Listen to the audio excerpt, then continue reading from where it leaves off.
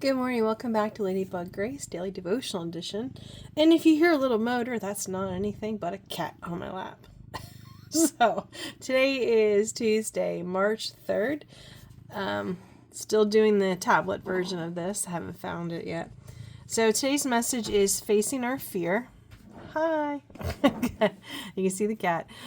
Fear is a trap that limits us physically, mentally, and spiritually. So before we begin and go to Psalm 91, verses 1 to 10 is going to be our message. Here's our prayer. Father, as I read and receive your word, may it deeply be rooted in me.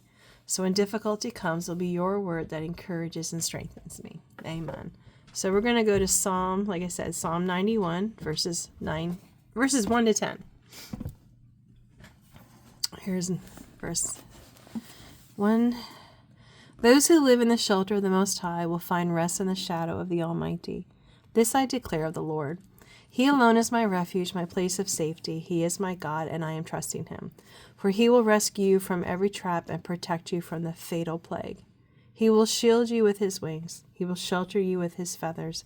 His faithful promises are your armor and protection. Do not be afraid of the terrors of the night, nor the dangers of the day, nor dread the plague that stalks in the darkness, nor the disaster that strikes at midday.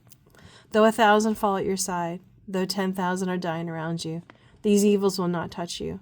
But you will see it with your own eyes. You will see how the wicked are punished.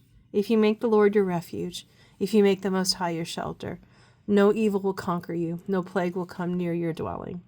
And that actually is something that they recite in church every Sunday morning.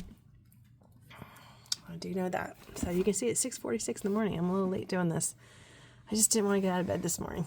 Ever have those days? Anyway, so fear can creep into our life without our realizing it. The intrusion can be so subtle, in fact, that we may not recognize how it affects our decision making, our health, and our spirit. Okay, if you want to get down, go. The fear may seem unimportant at first, but it can begin to interfere with us in many ways. Physically, we may experience tension that keeps us from relaxing and enjoying life. Worry can also cloud our thinking, limiting our ability to think clearly and consider new possibilities. Hopefully that's clear. But the mental paralysis that often accompanies unchecked fear is most dangerous to our spiritual life. Unless it is entrusted to God, a single fear can rule over us, coloring our attitude with a general sense of unease that can lead to indecisiveness and worry about whether we will make the wrong choice.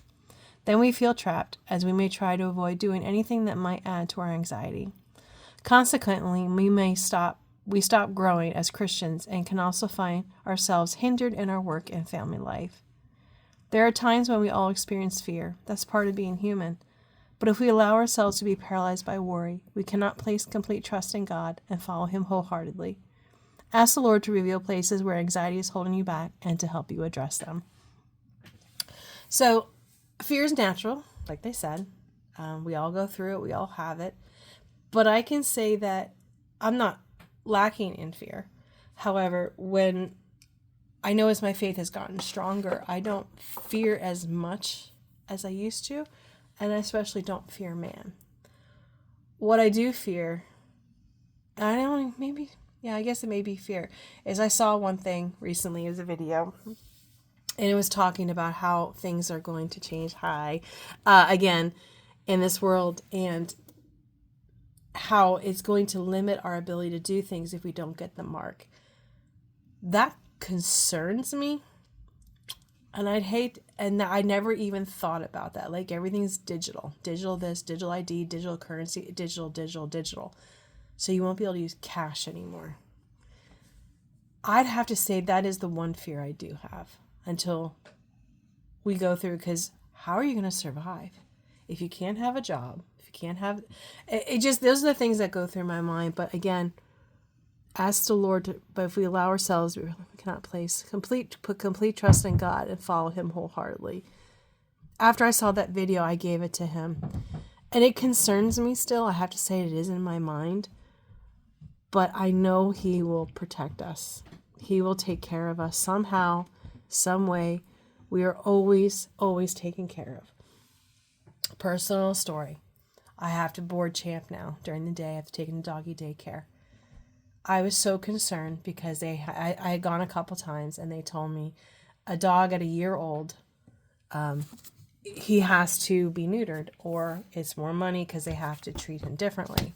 Well, I went in yesterday and set him up for boarding, and I talking about fear. I mean, because I had to spend out money for that. I was very concerned, almost fearful. I would have to say that because I'm like, how am I going to do this? Walked in, got him registered, blah, blah, blah. They said, oh no, with big dogs, because my dog's almost 100 pounds, we allow it a little longer until there is an aggression in the yard, and then we have to handle it differently. So you talk about a blessing. He took care of me because he knew that was a fear of mine. How am I going to afford it? I just had to walk out on faith and say, I'm going to handle it. And that's what I did. I said, I'll just have to sell more on eBay because, as you know, if you watch other videos, I do that as a side hustle. I said, it'll figure out. I'll get blessed somehow. It'll work out. And it worked out. For how long, I'm not sure. But I got a few more months at least because the current guy that he told me yesterday, the one dog was just turning a year old and there was some aggression. So I'm hoping it was a poodle, which if you know poodles, they're aggressive. They're amazing how aggressive they can be. Mine's a golden retriever mix, and or I'll leave it at that. And so he's gentler. So I'm really thinking it's going to be okay. So God took a fear there of mine and took care of it. He got me. So God has us. Put it in his hands. That's the only thing I can say to you. I'm proven every day how much he does take care of us and allows things to happen. But then in the end, he'll work it out. You just have to walk out in faith and just say it's going to be okay. So I hope you learned something from my little doggy stories and from the devotional readings today as well. So I hope you have a wonderful day and a blessed day, and we'll talk to you soon. Bye.